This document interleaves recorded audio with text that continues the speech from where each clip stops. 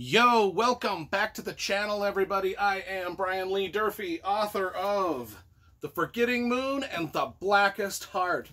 Both books published by Simon & Schuster's Saga Press. Today, I'm going to be reviewing Go Tell the Bees That I Am Gone by Diana Gabaldon. Book number 9 in her magnificent, epic, historical novel series, Outlander. I love these books. Absolutely love them. I've got every single one of the Outlander books in hardcover. I've got every single one of the Outlander books in mass market paperback. Plus, I have every single Outlander book on Audible.com. And I'll be honest, I listened to about half of this book on Audible.com as I was driving around, and then I read the other half, you know, the old-fashioned way by opening the book up and reading. The Audible.com narrator was Davina Porter. I do believe she's done all of the books. She does a magnificent job. Love it, can't complain. She does the characters just magnificent. Everything about it. So let's talk about the book. Let's do an in-depth look at this book, and we always start with the packaging, the cover illustrations, and the graphic design, and just the overall aesthetic of the physical book. This one looks good on the shelf with all the others. You know, we always want spines that match. There's the entire hardcover series with the new book here on the end. It looks like it fits with the others in the series. So, A+ for the publisher for giving us that, because, you know, a lot of times publishers just fuck with the spines and then our whole series looks wonky on the shelf. Not with this one, though. This one's dope. The cover's great, just like all the other covers.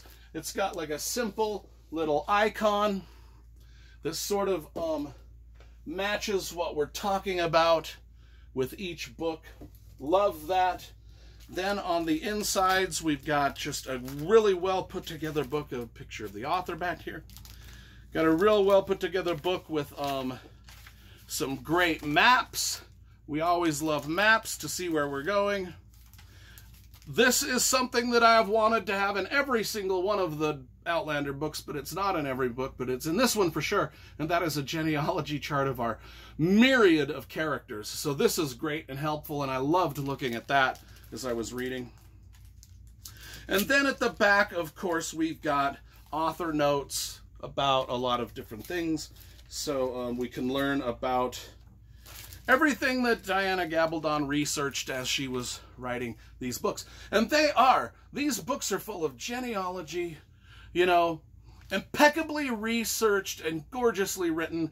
That's what I've got. And it took her 7 years. You know, the last book came out in 2014. This Written in My Own Heart's Blood came out in 2014. So we're about 6 to 7 years between books. I know this book, Outlander, came out in the late 1980s, and about every 6 or 7 years a new one comes out. But they're thick 1,000-page books, so it does take her a bit of time to write them, you know. And at this point, this series is 9 books long, and I know there's some more planned, one more at least, and I'm going to talk about that towards the end of the review. But right now, this series with all of these books together, I compared them on the shelf to my Wheel of Time series. It's almost as long as the Wheel of Time series at this point, which is cool. I mean, no complaints. I love the books. So anyway, the last book was one of my favorites in the series. It was very plot-rich, very action-packed. Like I said, one of the best books in the series by far. I loved it.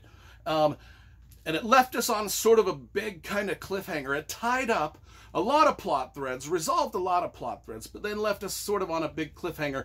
This book begins with the characters sort of, and here's the thing is, I can't really mention a lot about what happens in this book, the specifics, because it's going to spoil a crap load of stuff in the other 8 books. So we're just going to talk generalities, and I'm just going to give you an overall feeling of what I thought of this book.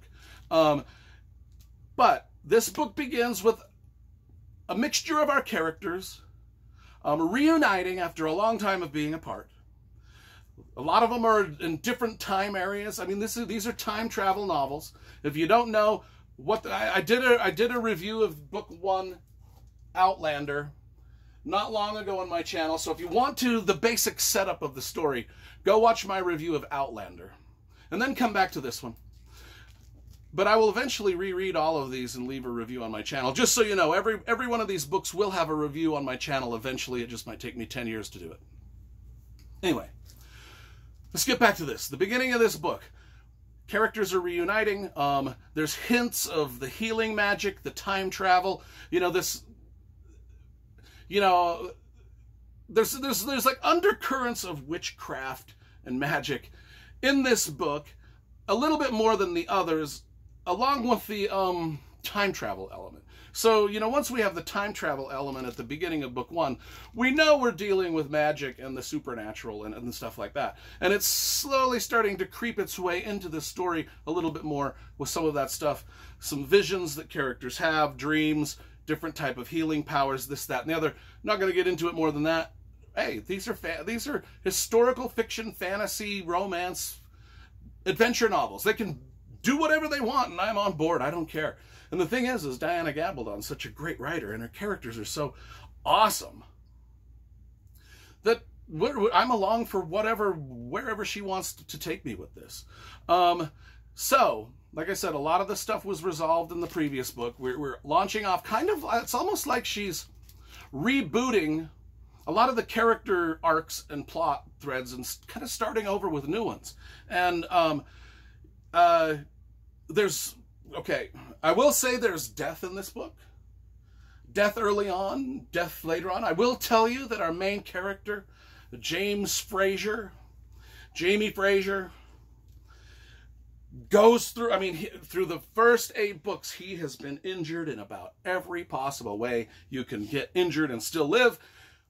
That continues in this book, especially, and a little, I'll let you know, a little towards the end, there's things that happen, and I'm not going to say there's death and there's things like that, and there's injuries, there's a lot of tension in this. A lot of action and adventure and tension from the get-go. All of our favorite characters are back. John Gray is a big part of this. William Ranson, Ian and Rachel, Brianna and Roger, and the 2 little girls, they all in the Fraser Ridge compound at North Carolina. And, there's a lot of reference. One of the things I enjoyed about this, which I don't think I've enjoyed, I knew it was present in all of the novels, but that's the references to modern day stuff, since a lot of our main characters are from the modern day. Well, when I say modern day, I mean 1945, 1980. They can reference, even though they're living in colonial times, that even in some of these earlier books they were living in the Scottish Highlands, they do reference modern equipment, modern pop culture, and a lot of modern things. And I don't think I really let that sink in until I started reading this book, and we get reference to J.R. Tolkien, Dr. Seuss, cars, airplanes, World War II, Nazis. All sorts of stuff are being referenced in a book that largely takes place in 1700s colonial America. But that's the kind of thing you get with time travel, and that's all right. Like I said, I'm on board for all of it. I just think that for some reason, I let that stuff just sort of fly over my head through 8 books, and just now in book 9, I finally caught on. I'm a slow learner. I'm like, oh, these guys, they're talking about J.R.R. Tolkien and The Hobbit and things like that. Anyway, enough with that. Actually, I did want to bring up something else about that. These characters are very conflicted in this book. Is it safer for us to live in colonial 1700? Or should we time travel back to 1980? Is it safer there? They've got some of the characters have a lot of trouble brewing for them in the 1980s, and that's kind of why they escaped back to the 1700s.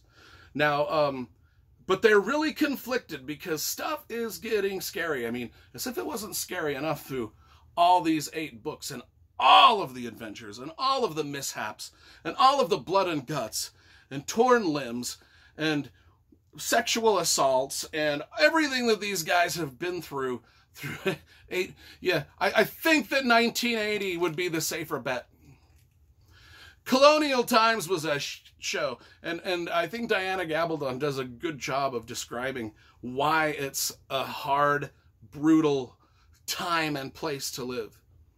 1700s America was just as brutal as the 1700s in the Scottish Highlands.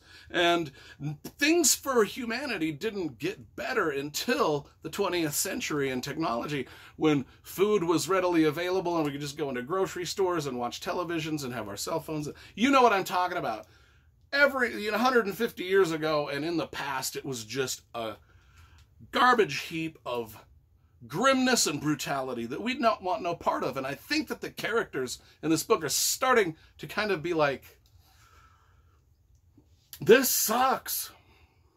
This sucks. I'd rather be driving around my Ford Mustang, in 1980. And I'd rather be, but again, it's kind of the theme it's the theme that I took from it. I don't know what theme was meant, if any, or what themes you might draw out of the books. But I was getting to the point where I was thinking these characters are starting to now understand that the time and place that they are living is kind of, they're not going to survive it much longer. They've been lucky to survive it from page 1 of book 1 through the series. Well, lucky, absolutely lucky. Yeah, I think that, and this is book number 9. I give this, I really liked it. That's all I'm going to say about it. I'm not going to mention any more specifics about that. This is, again, it's relentless adventure storytelling. I love these books. I gobble them up every time a new one comes out. I have from the start. I love Diana Gabaldon's research and her writing and her characterizations and her adventures and everything that's going on in these books. They do take me, I can usually read a book in a day. These are 1,000 pages of really dense writing. They usually take me 4 or 5 days. This came out Tuesday. I'm filming this on Sunday. So that, what is that? That's almost a week I spent on this book. And I normally don't spend that long on books, but this one needed the time because it's big.